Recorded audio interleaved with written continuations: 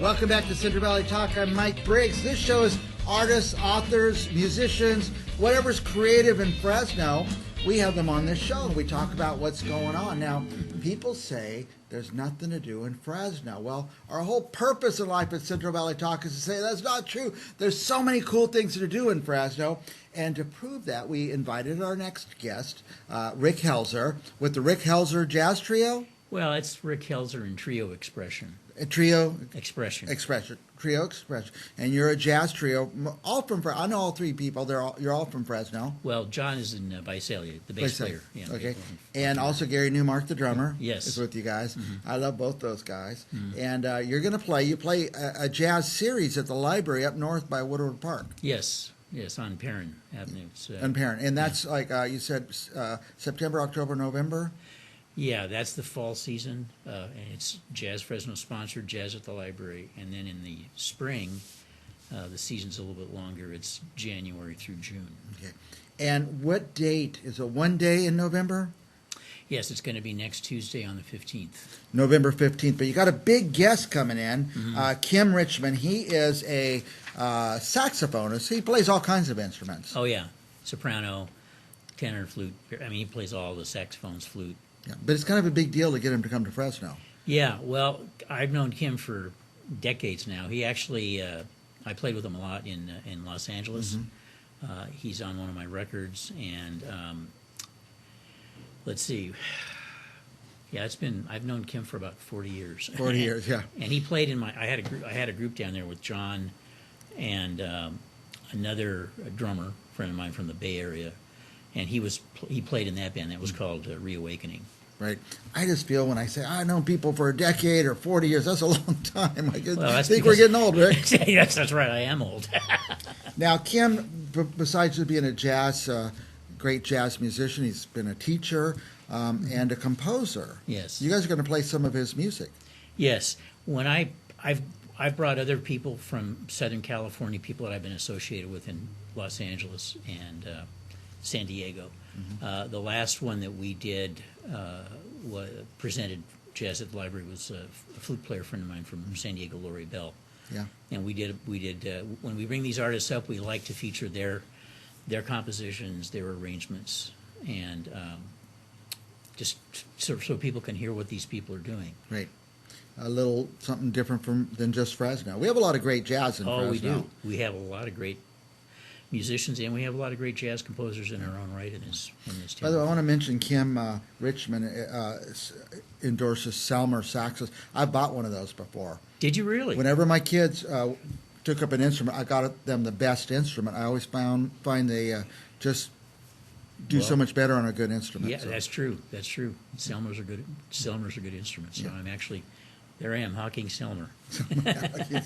And what is your instrument, Rick? Piano. I'm a pianist. You'll be the pianist, and they call that a piano trio sometimes in classical music. But yeah. Mm-hmm. Piano jazz trio. Yeah. So it'll be, and Laufenberger plays the bass. Yes. And Gary Newmark the drums, and Kim Richmond. By the way, look up Kim Richmond if you don't know him. He's a fascinating career. He's had a fascinating career, fantastic musician, and a lot of experience. So, yeah, and that's true. The idea that he's coming from Fresno, go see him.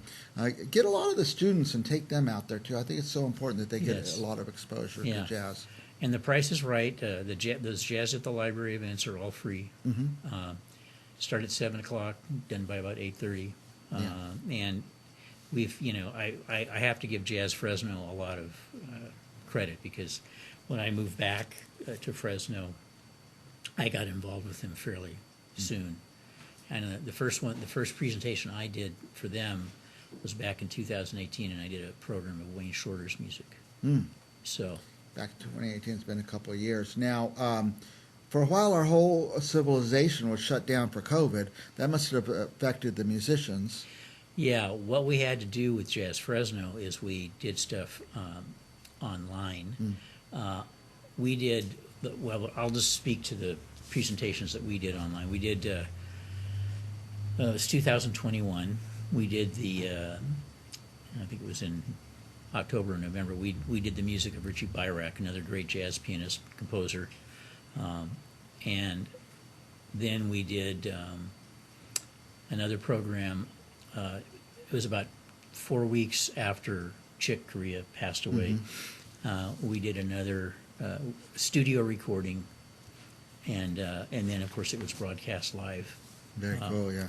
And that group included the trio, and Eva Scow played mandolin and violin on that. Sure.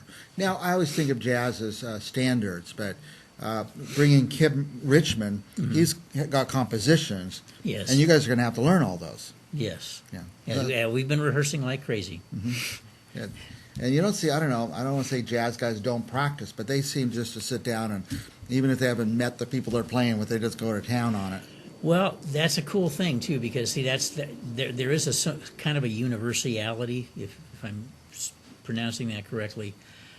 When I used to teach at San Diego State University back in, well, I've been retired now since 2013, but I used to always teach a jazz history class for non-majors, and I used to talk to them about that, how musicians who might not have ever played together, or maybe were musicians that were playing at a jam session, who didn't know each other, maybe were only casually acquainted. I said the way that you would talk to your musicians about what you're going to play is you'd say something like, rhythm, B flat. And everybody knows what that means. Then you take off. What I don't get is you got a trio or whatever, and one person's playing the lead, and then the next guy comes in. Is somebody signaling like you're next? Yeah, but it's usually not. The cues and the signals are musical. They're not verbal or not like that. It's all music. It's all musical. Yeah. Well, I've loved watching so many jazz musicians in Fresno for 40 years. I've been watching them in Fresno. So many people have come through, and we've lost so many great jazz players, Yeah. And now there's a lot of new ones. Now Rick Helzer is in Fresno. Thank goodness for that. All right, I'm getting off the event. It's going to be November what? It's going to be November 15th. That's what day of the week? That's Tuesday of next week. Tuesday, November 15th. And it's going to be at the library. It's the one up north by River Park. Yeah. The regional library. On Perrin. On Perrin there. Perrin and Champlain. Now, Champlain and Perrin, right. Now, is there a place people could go to find out more information, Jazz Fresno? I'm hoping, they can go to the Jazz Fresno website. Okay. I posted a PSA, and I also posted, I gave them a copy of I send out e-flyers too, and so that should all be posted. Very good. All right, Jazz Fresno. Just Google Jazz Fresno. You get all the information you need. But don't miss this event. It's next Tuesday, the November 15th, at the big library up there in River Park, Champlain and Perrin. Last thoughts?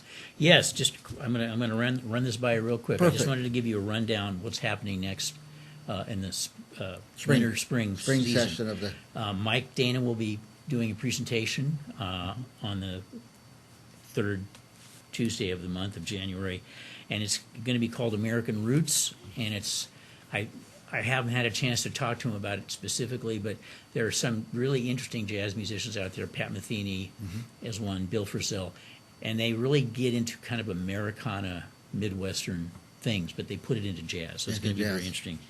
And then That's in the springtime. Yeah, it's in springtime in January, and then we're going to have Ron Eshte, great guitarist from L.A., is coming up to play in February, and then Max Hempt, really wonderful trumpet player. He's going to do the music of Clifford Brown.